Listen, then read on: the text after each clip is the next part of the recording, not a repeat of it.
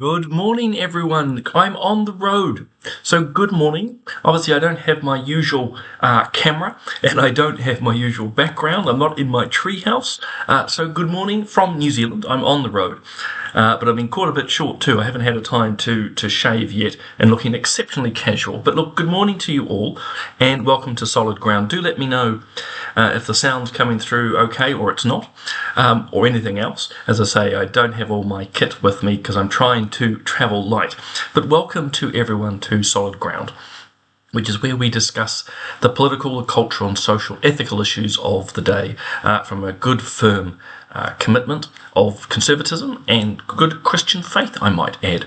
So look, lovely to have you along. Thank you for all the comments rolling in. I'll just say a quick hello to everyone because I have to remind people, of course, this is live and comments that you put on Family First YouTube channel or Family First's Facebook come to me here in the studio, which is my hotel room today.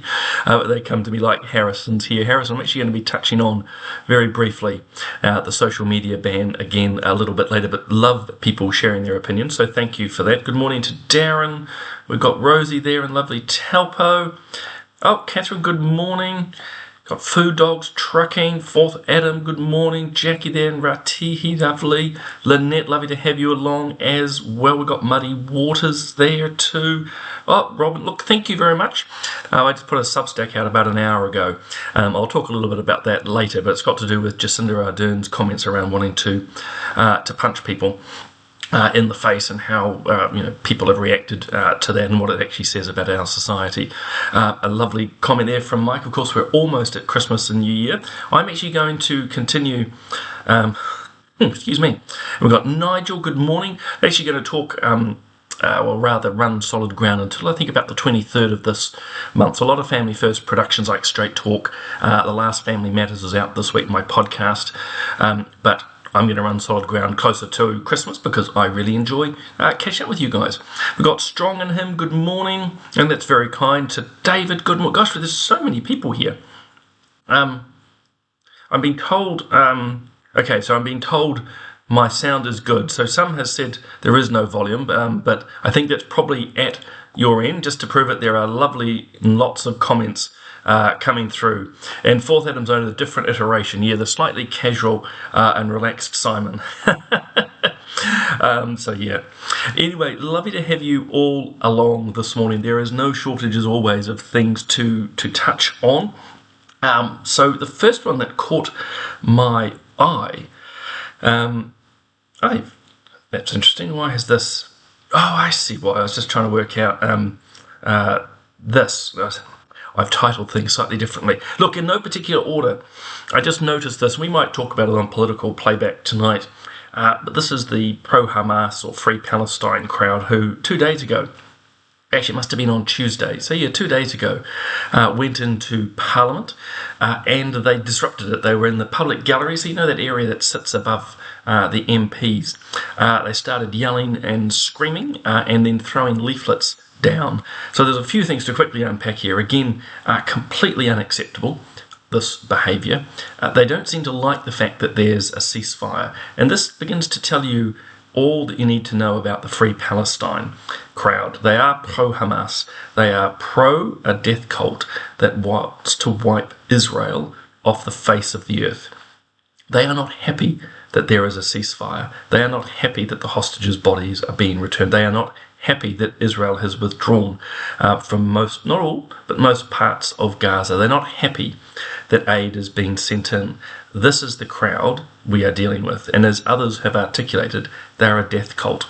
And it's just absolutely appalling that these guys are continuing to yell and scream and act like idiots when we are actually drawing towards some sort of peaceful settlement. Which, of course, there already was, really, a peace 2 years ago in October 7th. Insofar as Israel was never in Gaza, Hamas and its civilian mates decided to cross the border, and as we know, the rest of the story is beyond horrific. But also this was inappropriate. I mean, what happened with security? I'm assuming they had the papers wrapped up against their body. They're not picked up by the scanners. But the other thing is the disruption to Parliament. not appropriate. The public gallery is now closed.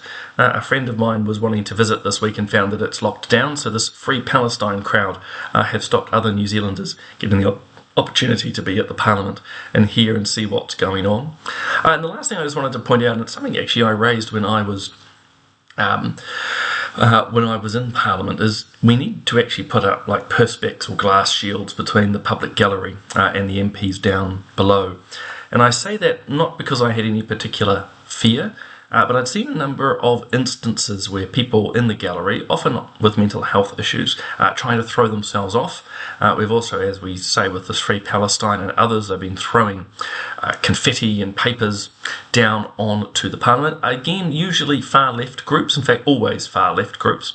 But a day is going to come when someone does actually jump off that balcony, and they will die because they're going to hit the benches down below and it's going to be terrible. Or someone's going to bring in some sort of material or liquid which is going to harm the politicians down below. So it's well past time, I would suggest to you, that New Zealand does like other parliaments and actually puts up some sort of barrier between the gallery and downstairs. And I'm aware, yes, that lessens the engagement slightly, ever so slightly, but I just think it's something that's needed. Yeah, and Harrison summed it up. Yeah, what they did is dumb, and it really has affected everybody else. And then, the comments of why it took the speaker so long. That one I can't quite comment on, so even though I see the title and the rest of the article, I don't know why. I mean, security should have been immediately called. Of course, it takes a while for the police to get there. Parliamentary security are not the police.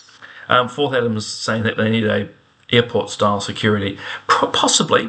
At the moment, there is a few layers of security to get in. Clearly, you're able to get in with papers. But it's just, I think, would save a lot of strife if there was basically glass screens. So I think like the... is it Australia? I think its parliament has that. But just inappropriate. These guys should be completely banned. But as I say, they're not for peace. They're not for the ceasefire. They want the fighting to continue. And they still want more and more, in this case, Israelis to die. And they ultimately don't care, I'd have to say, about the Palestinian casualties too. And as Lisa's noted too, it's the usual story of a few idiots ruining it for everyone else. It's true. It is very true. Also, I mentioned so jumping topics, and Bob and I will talk about this tonight. I'm not going to spend much time on it. This was a poll at the start of the week. Harrison's asking, is asking if I experienced things in Parliament. Yeah, so I was there, Harrison and others, very quickly, when a guy in the gallery, if I recall correctly, Phil Goff was speaking, and he tried to throw himself off the balcony. Fortunately, one of the security staff had sort of anticipated something wasn't right and caught them by the back and pulled them back. I think it was a Greenpeace-related activity as well at one point, where a whole lot of confetti was thrown down into the Parliament. Again, it's only paper. It's no hurt or harm. But the issue is, it's when what's going to happen sometime in the future is something more serious is going to occur. And then our Parliament, our security people go, we really should have done X, Y, and Z. So I just think we just need to be a little bit smarter on that. And we're just not at the moment. This is just a quick heads up for obviously political playback tonight. Bob and I, the last one for the year, our last political playback. So I just shared with you on Tuesday this poll, which showed a near collapse of the Greens and the Māori Party. Well, the Māori Party near collapsed to 1%, and the Green Party dropping 4 points. But as Fourth Adam has noted, this is a different poll. This came out last night, this one from the Taxpayer Union, done by Courier. I hope you can see the numbers, but basically National and Labour neck and neck. In fact, according to this one, Labour's just ahead. You'll see actually that the Green Party's vote has gone up. The Māori Party is holding. So just a little tidbit, an entree, if you will, for tonight, because we're obviously going to try and make sense of these polls. Not that we'll be easily able to do so. This is just from Sue giving us a bit more information. She said security did attend and the protesters were arrested and banned for 2 years, which is good. But at the time, Brownlee didn't get to his feet nor call for or not call for security, he almost looked bemused. That was appalling non-action. Yeah, well, that is bad. I mean, look, we have a speaker in the House to maintain order, and I'm sad to say, certainly since not since my leaving, but when I was in Parliament and now leaving, so over those 15 years almost, I've seen a slow degrading of the standards of Parliament, both with the MPs themselves, but we can just think in this current Parliament, the disruption that we've seen and had protests and yelling and screaming like we've seen with Free Palestine and various other activist groups. So you just got to draw a good firm line on these things, I think. I just wanted to share, and I seem to have lost it for a second. Here we go. Yes, I see why it's all happening. Here's some good news, because it's always easy for me to be sharing a whole array of other news. This was a press release Family First put out 2 days ago. I suspect Bob talked about it either on his Mick blog or on Daybreak, but we did a poll recently of New Zealanders around the puberty blocker ban, and long and short, there's a 2-to-1 ratio. In other words, 2 New Zealanders support the ban for every one that doesn't. And in fact, when you delve into the numbers further, only 1 in 4 agree with the use of puberty blockers. So most disagree and say the ban is a great idea, we don't like puberty blockers. About a quarter of people aren't 100% sure. Only 1/4 are absolutely fired up about it, that really chemicalising kids is a good thing. So this was a good and positive result, but this is one of the reasons Solid Ground exists, is because we need to get this message out to you.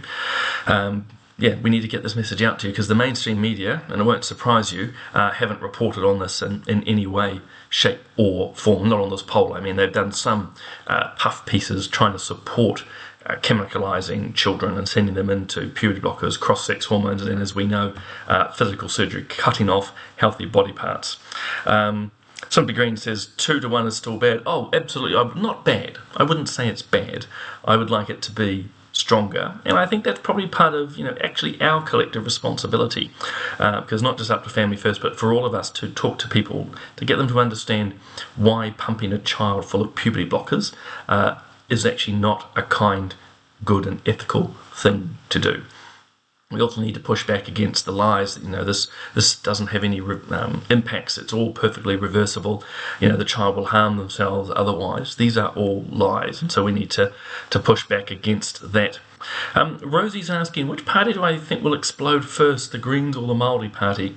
That's actually a very good question. I think actually neither.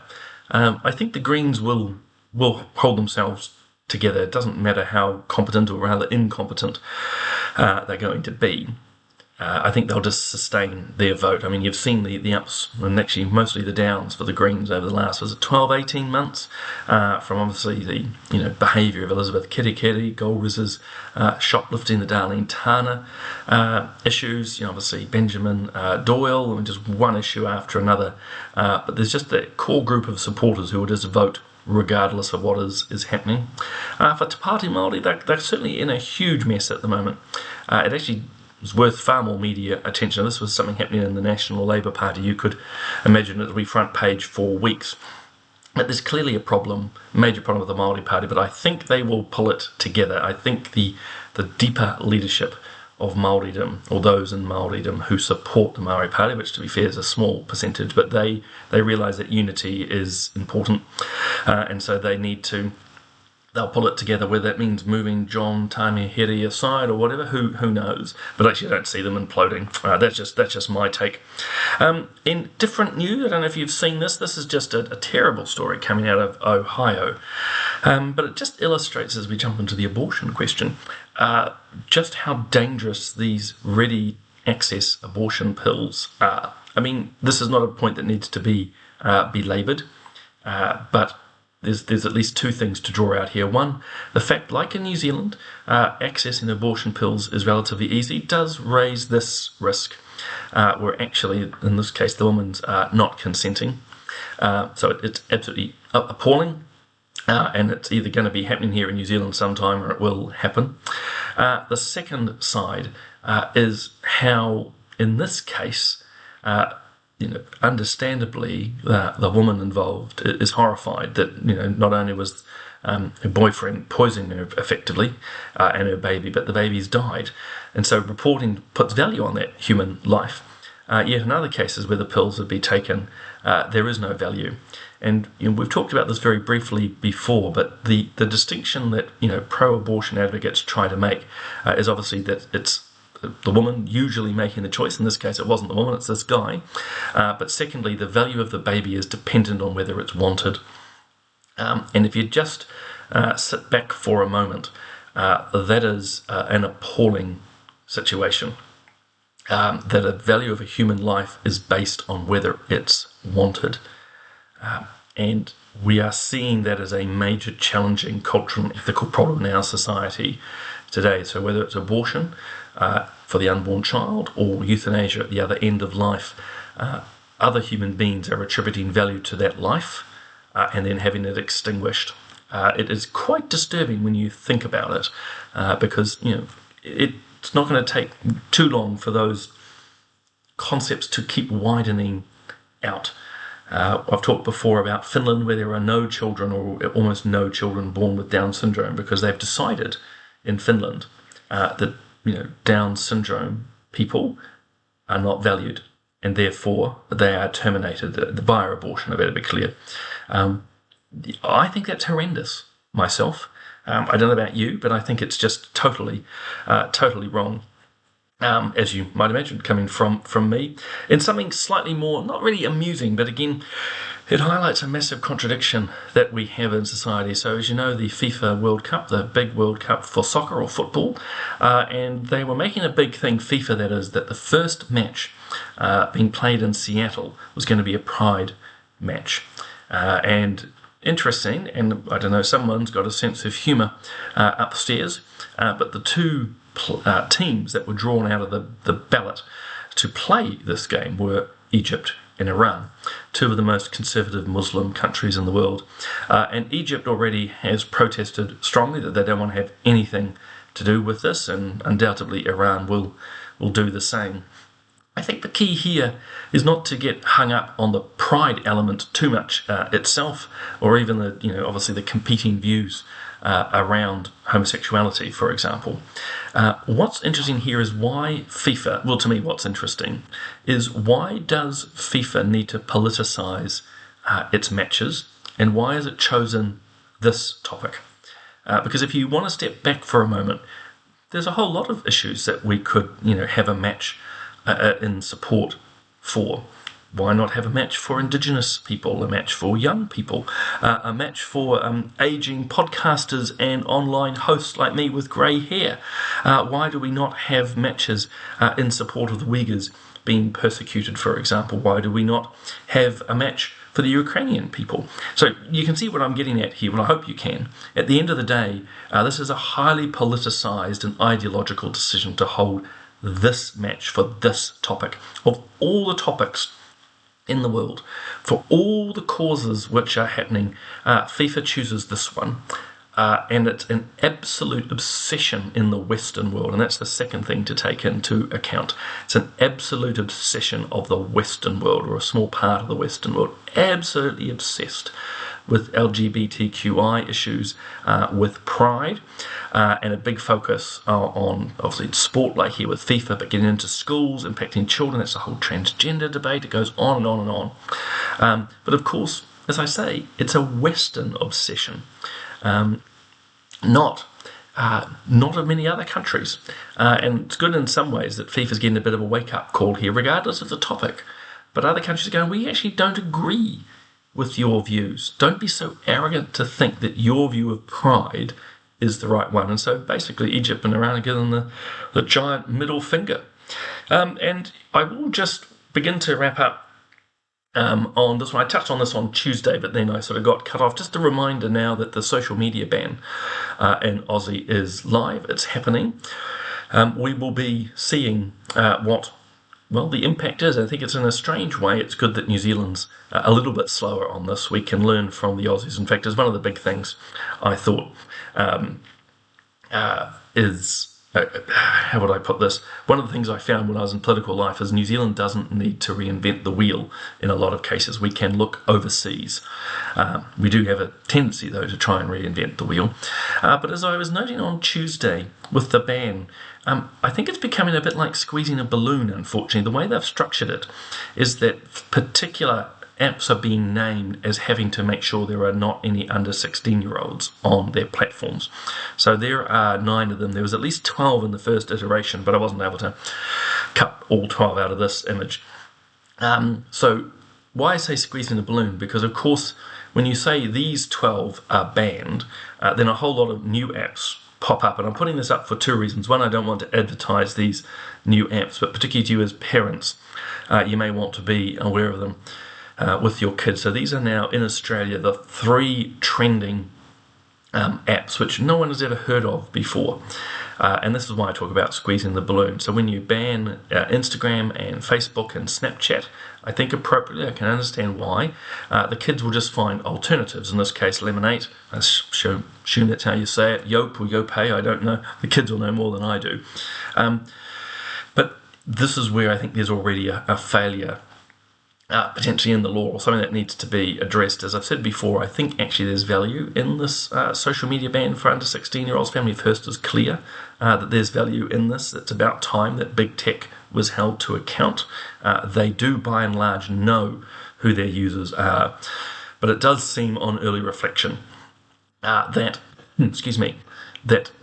the Australian approach of just trying to list is not working, because there's 9 that they said are banned, and here's 3 that have now become exceptionally popular. And the other thing, as I noted on Tuesday, is on this list, and I'm sorry it's not all 12 there, but what is not included is the ultra left-wing and woke X alternative, which is known as Blue Sky. So you remember when Elon Musk took over, the left in particular rendered their garments that their censorship days were over. So they ran off and effectively used a place called Blue Sky. It's like X, but just different. Obviously, because it's called Blue Sky. It's one of its big differences, but X very much like X. Well, it's become a cesspit because the left, of course, tear themselves apart as they try to compete with each other to be more woke. But Blue Sky is not on the Australian list, which I think is quite striking. Again, that's highly political. The E-Safety Commission in Australia is quite woke, quite problematic, and so she's chosen to leave Blue Sky there, but X is banned for under 16-year-olds. But 12, 13, 14 and so forth can turn up to Blue Sky and get all their left-wing propaganda there.